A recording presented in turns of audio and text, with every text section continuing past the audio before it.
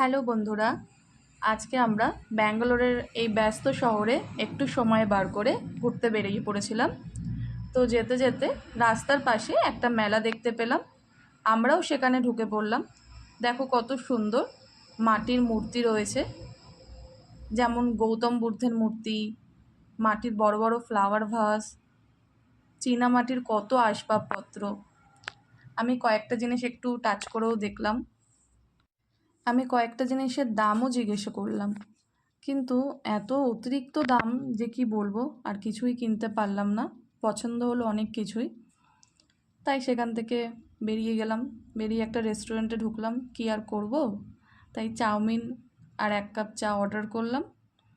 তো চা আমি খাইনি, তাই সেই জন্য একটাই চা অর্ডার করেছিলাম। চাউমিনটা কিন্তু দারুণ ছিল।